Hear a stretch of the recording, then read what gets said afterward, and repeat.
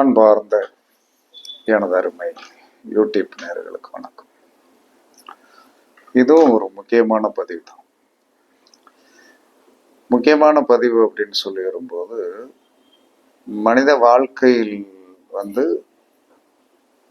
ஒரு மனிதன் நேரம் சரியில்லை என்பதை எப்படி கண்டுபிடிக்கிறது?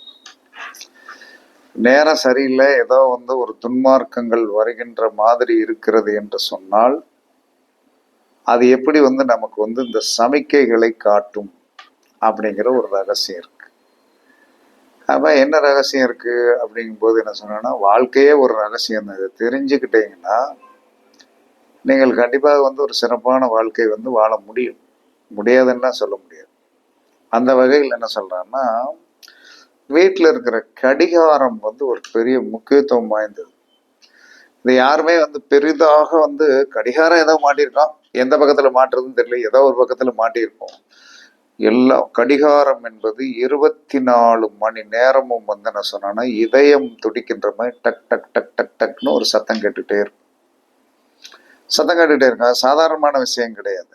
அப்ப அந்த இடத்தில் ஒரு இயக்க சக்தி என்ன சொன்னா செயல்பட்டு கொண்டே இருக்கும். அப்ப எந்த கடிகாரத்தையும் என்ன சொன்னா, கிழக்க பார்த்து மாட்டலாம், அதே சமயத்துல என்ன சொன்னா தெற்க பார்த்து மாட்டலாம். இந்த ரெண்டு தான் திசை. மேற்க பார்த்து மாட்டலாம், கிழக்க பார்த்து மாட்டலாம், தெற்க பார்த்து மாட்டலாம், மேற்க பார்த்து மாட்டலாம். ஆனால் எக்காரணத்தை கொண்டும் கடிகாரத்தை வடக்கு பக்கம் பார்த்து மாட்டக்கூடாது. இது ஒரு ஐதீக கணக்கு. முன்னோர்கள் சொல்லி வச்சிருக்காங்க. எதுக்குன்னு தெரியாது.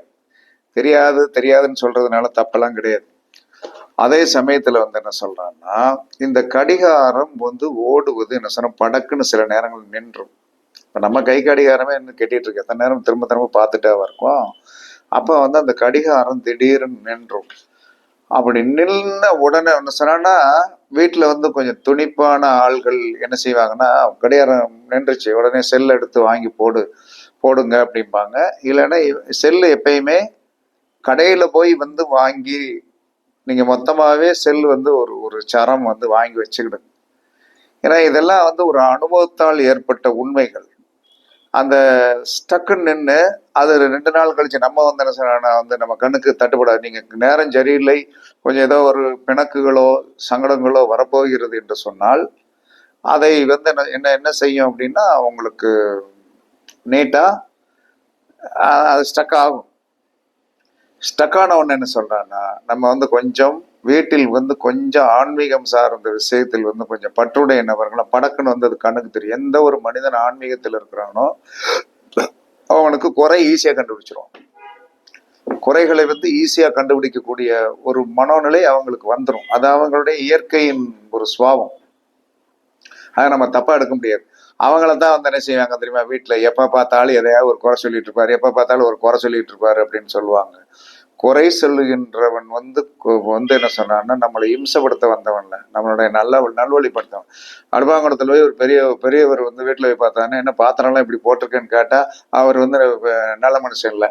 அடுப்பாங்கடம் குப்பையா கிடந்தா தொடச்சி வைங்க அப்படின்னு சொன்னா, அது அடுப்பாங்கடத்துல ஒரு 7 வருஷமா ஒரு கரித்துணி யூஸ் பண்ணிட்டு இருப்பீங்க, அதை என்ன மாத்துங்கன்னு சொன்னா ஒரு குற்றம் அப்படின்னு சொல்லி, இந்த மாதிரி என்ன சொல்றான்னா, நம்மளை என்ன சொன்னா முன்னோர்கள் என்று சொல்லக்கூடிய பெரியவர்கள் என்று சொல்லக்கூடிய இந்த நபர்கள் சொல்லுகின்ற ஒவ்வொரு விஷயத்தையும் நீங்கள் என்ன சொன்னா குறையாக பார்த்தீர்கள் என்று சொன்னால் உங்களுடைய வாழ்க்கையே சோழி முடிஞ்சது அப்படின்னு நினைச்சிட்டு. அப்ப கடிகாரம் ஒரு சமிக்கை காட்டி. அது எப்ப நிக்குதோ உடனே வீட்டுல செல்லு இருந்ததுன்னா உடனே மாட்டி நல்லா பின்னாடி எப்படியும் ஒரு தூசி இருக்கும், தூசி கண்டிப்பா இருக்கும். அதான் என்ன சொன்ன, துணியை வச்சு நல்லா தொடச்சி நீட் பண்ணி, கடிகாரத்தையும் என்ன சொன்னா கொஞ்சம் ஈர துணி வச்சு என்ன சொன்னான்னா தொடச்சி என்ன சொன்னா மாட்டணும். கடிகாரம் சூரியனுடைய அம்சம். அப்ப சூரியனுடைய அம்சம் ஸ்தம்பித்து விட்டது என்று சொன்னால், அந்த வீட்டு தலைவருக்கு ஏதோ கடிகாரம் ஒண்ணு ஓடாம இருந்ததுன்னா வீட்டு தலைவர் ஆஃப் ஆக போறாருன்னு அர்த்தம். அது நல்லா தெரிஞ்சுக்க. கடிகாரம் என்பது சூரியன். அப்ப அந்த வீட்டு தலைவர் ஏதோ ஒரு விதத்தில் மைனஸ் ஆக போகிறார் என்று ஒரு ஆதிபத்தியத்தை நீங்கள் தெரிந்து கொள்ளுங்கள். இது உண்மையிலும் உண்மை. அதுக்கு அடுத்து என்ன சொன்ன, வீட்டுல இருக்கிற காலண்டர். இந்த காலண்டரை எப்பயுமே வீட்டுல எந்திரிச்ச உடனே முதல்ல அந்த தாளை கிழிக்கணும். கிழிச்சிட்டு அந்த தாளில் வந்து எழுதியிருக்கு பார்த்தீங்கன்னா இன்னைக்கு என்ன நட்சத்திரம், ஏதோ கிடையாது, அந்த நட்சத்திரம் கண்டிப்பா குறிக்கப்பட்டிருக்கும். மரண யோகம், சித்த யோகம், ஏதோ ஒரு யோகம் வந்து அதுல போட்டிருக்கும். அதுல வாசிக்க கத்துக்கிடுது.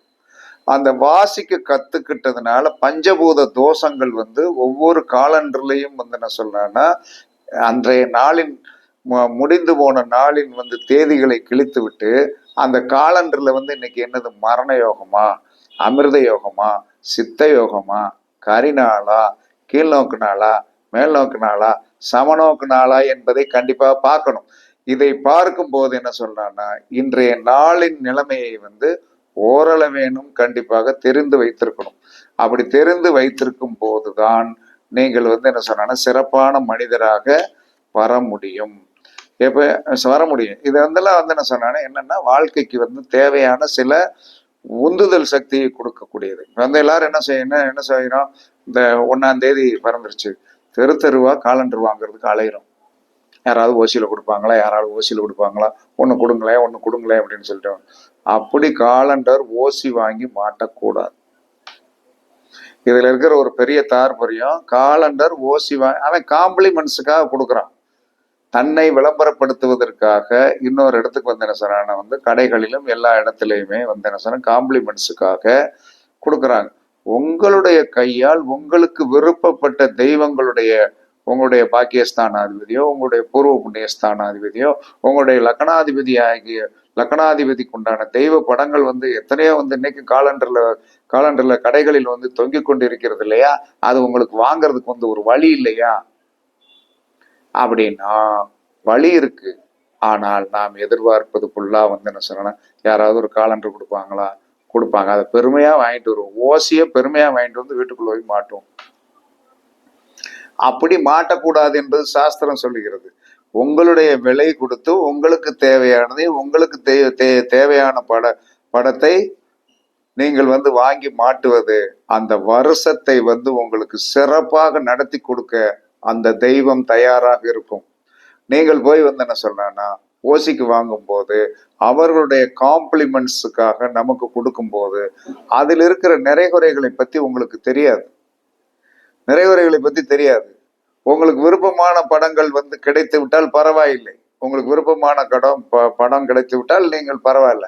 விருப்பம் இல்லாத படங்களை வந்து என்ன சொன்னா ஓசிக்கு கொடுத்தாலும் நம்ம வந்து என்ன சொன்ன பெனாயில் வந்து என்ன சொன்ன ஓசி கொடுத்தாலும் வாங்கக்கூடிய ஒரு மனப்பக்குவம் உங்களுக்கு வரக்கூடாது. டெஃபினட்டா வரக்கூடாது. அன்னதானம் போடுறாங்க. அன்னதானம் சாப்பிடப்படுகின்ற இடத்தில் வந்து என்ன சொல்றாங்கன்னா கர்மாவை கழிப்பதற்குத்தான் அன்னதானம் போடுகிறார்கள் என்பது உங்களுக்கு இன்னைக்கு வரைக்கும் தெரியுமா தெரியாதான்னு தெரியல. சாப்பிடலாம். எங்க சாப்பிடலாம்? பெரிய பெரிய கோவில்களில் அங்க வந்து அந்த ஸ்தலத்தில் வந்து தெய்வ பலம் இருக்கிறது. நல்ல ஜீவ சமாதிகள், இதுல நீங்க சாப்பிடலாம். எல்லா இடத்துலையுமே வந்து ஒரு திருவிழாக்கள் போக்குவரத்து அப்படின்னு சொல்லி வரும்போது வரிசையா வந்து நிக்க வச்சு என்ன சொன்னான்னா ஒரு மனிதன் எதற்காக பண்ணுகிறான்னு தெரியாது, அவன் பாட்டுக்கு எடுத்து கொடுக்கான். அலங்கரமாக நீங்க சேர்த்து வாங்கிட்டு வரீங்க. கோவில்களில் போடப்படுகின்ற அன்னதானத்தில் சாப்பிடுங்கள், அதில் தவறு வராது. அதே சமயத்தில் வந்து என்ன சொல்றான்னா வந்து ஜீவ சமாதிகளில் போடுகின்ற அன்னதானத்தில் சாப்பிடுங்கள், அதில் உங்களுக்கு பிழை வராது. ஆனால் தனி மனிதன் எங்கேயோ ஒரு இடத்துல இருந்து வரிசையா நிக்க வச்சு என்ன சொல்றான்னா வந்து பிரியாணியோ, வெஜிடபிள் பிரியாணியோ, தக்காளி சாதமோ, அல்லது என்ன தயிர் சாதமோ, மோர் சாதமோ, புளியோதரையோ ஏதோ ஒன்று கொடுப்பதை வாங்கி நீங்கள் வாங்கி குடிக்க சாப்பிட உங்களுக்கு கர்மா பின்பற்றி கொள்ளும் என்று சாஸ்திரம் சொல்லுகிறது. சில பேர் வந்து அன்னதானம் போடுறவங்க வந்து என்ன சொல்றாங்கன்னா வந்து வருத்தப்படுவோம், என்ன இப்படி சொல்றாரு அப்படின்னு நினைக்காதீங்க. அதாவது உண்மையை பேசுவோம், அதனால எந்த தப்பும் வரப்போறது கிடையாது. அப்ப கோவில்களில் போடப்படுகின்ற அன்னதானத்தில் சாப்பிடுங்க, ஏன்னா அது தெய்வ சந்நிதி. ஜீவ சமாதியில் போடப்படுகின்ற அன்னதானத்தில் சாப்பிடுங்கள். அது ஒரு ஆன்மா எவ்வளவு புண்பட்டு எவ்வளவு கஷ்டப்படும். ஒரு சித்த சமாதி அடைவதெல்லாம் வந்து என்ன சொன்னா வந்து பெரிய சாதாரணமான விஷயங்க. அவங்க எவ்வளவு தூரத்துக்கு துறந்திருப்பார்கள், எவ்வளவு தூரத்துக்கு கஷ்டப்பட்டு இருப்பார்கள் அப்படிங்கிறது உங்களுக்கு தெரியாது. அந்த அளவு கஷ்டப்பட்டு தான் அந்த புலநடக்கம் பண்ணி அதுல ஒரு பெரிய வெற்றி பெற்று அவர்கள் ஜீவசமாதியை அடைவதற்கு அவ்வளவு கஷ்டப்பட்டிருப்பார்களே தவிர சாதாரண ஜீவன்கள் ஜீவசமாதி அடைய முடியாது. அது பாலும் வந்து இதா போயிடும், சமாதியா போயிடும். இது நடைமுறைப்படுறாங்க. ரெண்டாவது, இந்த பல்ப் இருக்கு பார்த்தீங்களா வீட்டில், ஒரு இடத்துல வந்து என்ன சொன்னா, ஒரு ரூம் யூஸ் பண்ணாமல் போட்டிருப்பாங்க, ஒரு பல்பு தீஞ்சு வைக்கிடும், அதை கலட்டாம பேசாம இருக்கும். பிறகு என்ன செய்யணும், பல்பு கலட்டப்பட்டிருக்கும், ஆனால் வாய் விளந்துட்டு ஒன்று இருக்கும். அதெல்லாம் வீட்டோடைய அபசகனங்கள், வீட்டோடைய அபசகனங்கள். அப்ப ஒரு பல்பு வந்து தொங்கிக்கிட்டு இருக்கும், அதை மாட்டுவதற்கு என்ன சொன்ன, பிளம்பரோ எவனோ எலக்ட்ரீஷியனே வரமாட்டான். ஏன் நான் 10 தடவை கூப்பிட்டேன் வரமாட்டேங்க, அப்படித்தான் இருக்கும் அப்படிம்பீங்க. அது உங்க வீட்டோடைய நெகட்டிவை கொடுக்கக்கூடிய சக்தி. அதனால சின்ன சின்ன விஷயங்களை நீங்கள் சரி செய்ய, அதாவது என்ன சொன்னா, ஒரு துர்ப்பிச்சா யோகம் வந்து என்ன சொன்னா, ஒரு சின்ன கேப்புக்குள்ள உள்ள வர நினைக்குது. அப்ப வர நினைக்குது அப்படின்னு சொல்லி வரும்போது நம்ம என்ன செய்வோம்னா வந்து என்ன சொல்லலாம்னா, நம்மளுடைய சோம்பேறித்தனத்தாலும் வேலையாட்கள் கிடைக்கவில்லை என்று சொல்லக்கூடிய ஒரு காரணத்தை காட்டி அந்த வேலையை நீங்கள் பெண்டிங் போடக்கூடாது. வீட்டில் எந்த ரிப்பேர் ஆன சாமான்களும் வீட்டுக்குள்ள வச்சுக்கிடாதீங்க, அப்படியே தூக்கி எறிங்க. ஒரு சைக்கிள் ஓரத்தில் நின்றுட்டே இருக்கும், இதுக்கு அது யாரும் ஓட்டலை, ஒரு சின்ன பிள்ளையும் ஓட்டலை, எவனுக்காச்சும் ஒருத்தரும் கொடுத்துட வேண்டிதானே. இல்ல 10 வருஷம் கழிச்சு எனக்கு தேவைப்படும்ல, 10 வருஷம் கழிச்சு வந்து நீ வருவதற்கு இப்பயே எதுக்கு அதை வச்சிருக்க, 10 வருஷங்களுக்கு கழிச்சு இன்னைக்கு நீங்கள் வந்து ஒரு பொருளை தானம் பண்ணினீர்கள் என்று சொன்னால், அதே பொருள் 10 வருஷம் கழிச்சு உங்களுக்கு ஈஸியாக வாங்குவதற்கு உண்டான வலிமையும் சக்தியும் அந்த வாங்கினவன் வந்து என்ன சொன்னான்னா ஓட்டி சந்தோஷப்படும் போது, அதுதான் உங்களுக்கு பெரிய வலிமையான சக்தி. நீங்கள் வந்து அந்த பரன் மேல நிறைய சேர்த்தே வைக்காதீங்க தயவு செய்து.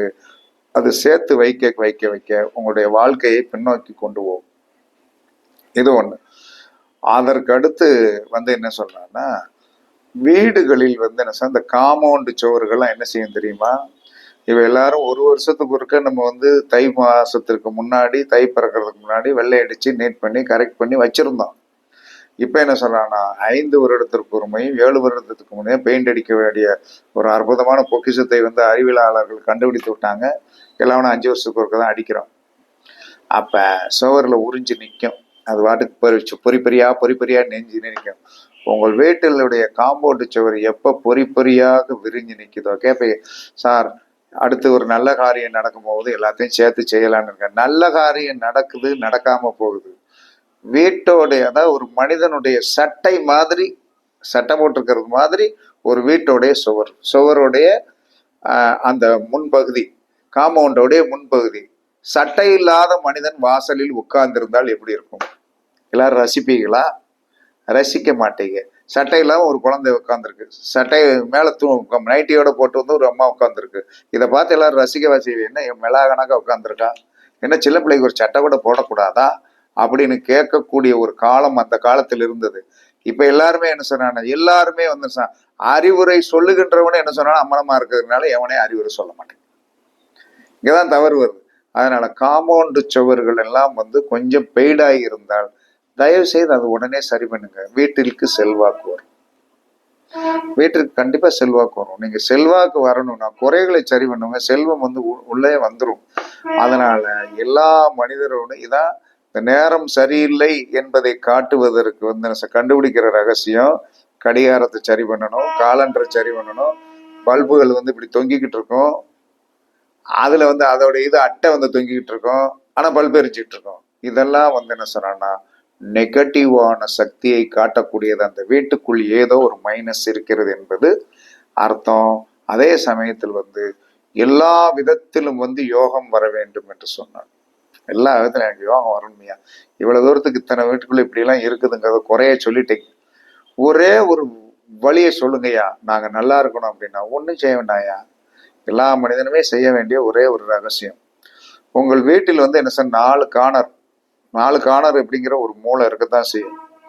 அந்த 4 கார்னர்ல வந்து என்ன சொல்லலாம்னா வந்து உங்களுக்கு இரும்பு நாளின்னு ஒண்ணு இருக்கு. இரும்பு நாளி, இன்னமும் இரும்பு நாளி அப்படின்னு சொல்லக்கூடிய இருக்குது. 4 மூளை, அதாவது வந்து வடகிழக்கு மூளை, தென்கிழக்கு மூளை, தென்மேற்கு மூளை, வடமேற்கு மூளை. இதை கணக்கு பண்ணுங்க. இதை கணக்கு பண்ணி அந்த கார்னர்ல வந்து என்ன சொன்னான்னா, ஒரு நாளில வந்து என்ன சொல்றான்னா வந்து உப்பு கல்லுப்பு தலை தட்டுற மாதிரி வச்சிருங்க. என்ன காரணம்? சனியும் சுக்கிரனும் சேர்ந்தால் பொருளாதாரத்தை அள்ளி கொடுப்பான். சனியும் சுக்கிரனும் சேர்ந்தா வந்து என்ன சொன்னா பொருளாதாரத்தை அள்ளி கொடுப்பான். எவன் ஜாதகத்துல சனியும் சுக்கிரனும் சேர்ந்து இருக்கிறானோ அவன் பொருளாதாரத்தில் வலிமையானவன். சனிக்கு 11ல் ஒருத்தனுக்கு சுக்கிரன் இருந்தால் அவன் பொருளாதாரத்தை டெய்லி அள்ளி கொண்டு வருவான். அப்ப நமக்கு இல்லைன்னா என்ன சொல்றேன்னா வந்து தலைய வந்து மொட்டையா இருக்கிறது, தொப்பி ஓட்டு மறைக்கிறதுக்கெல்லாம் நமக்கு தைரியம் இருக்கிறது. கல்லு குத்துதுன்னு வந்து செருப்பு போடுறதுக்கு வந்து மனநிலை நல்லா இருக்குது. ஆனால் செயற்கையான ஒன்றை நீங்கள் வச்சுக்கணும். யார் வீட்டில் வந்து என்ன சொல்றான்னா வந்து பொருளாதாரம் எங்கள் வீட்டில் நலிந்திருக்கிறது, எங்கள் வீட்டில் வந்து காசு வேண்டும், இதற்கு வழி சொல்லுங்கள் என்று சொன்னால் இரும்பு நாளியில் வந்து கல்லுப்பை நிறுத்தி 4 மூலைகளில் வையுங்க. கண்டிப்பாக உங்க வீட்டுல வந்து பொருளாதார வசதி வரும். அது எப்படி வரும்லாம் தெரியாது, எங்க இருந்து வரும்னு தெரியாது. எல்லா மனிதனுக்கும் இன்னைக்கு ரோலிங் ஆகிட்டு தானே இருக்குது. பேங்க்ல ரோலிங் ஆகாம இருக்குதா, மனுஷன் ரோலிங் ஆகாம இருக்கு? எல்லாம் ரோலிங் ஆகத்தான் செய்யும். எந்த ஒரு மனிதன் உப்பையும் இரும்பையும் ஒன்று சேர்க்கிறானோ அவனுக்கு வந்து என்ன சொன்னானா பொருளாதாரம் வளரும். உப்பு என்பது சுக்கிரன். அதனாலதான் வெள்ளிக்கிழமை உப்பு பாக்கெட் வாங்கி வைங்கன்னு சொல்றோம். இதெல்லாம் செஞ்சு பாருங்க. கண்டிப்பாக நீங்கள் உங்களுடைய நிலையிலிருந்து ஒரு மாற்றம் வந்து கண்டிப்பாக வரும். எல்லா மனிதனும் ஒரே ஒரு அடுத்த ஒரு கர்மாவை தீர்ப்பதற்கு ஒரு வழி சொல்லும். வருஷம் ஒரு தடவை ஆம்பளை அளவு குடும்ப தலைவர் மொட்டையை போடும்.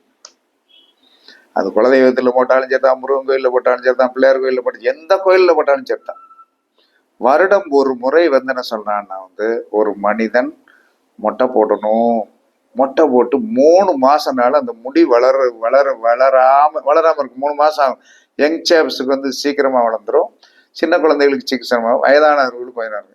இதுவே உங்களுடைய கர்மாவை அழிக்கக்கூடிய சக்தி அப்படின்னு சாஸ்திரம் சொல்லுது. பரிச்சித்து பாருங்கள், வெற்றி பெறுங்கள் என்று கூறி உங்களிடமிருந்து விடைபெறுவது சிப்பிப்பாறை ஜோதிடர் சாதி ராகவன் ஜெயபாலாஜி. சுகமே சூழ்க, சுகமே சூழ்க. வாழ்க வளமுடன், வாழ்க வளமுடன். வணக்கம், வணக்கம், வணக்கம், வணக்கம்.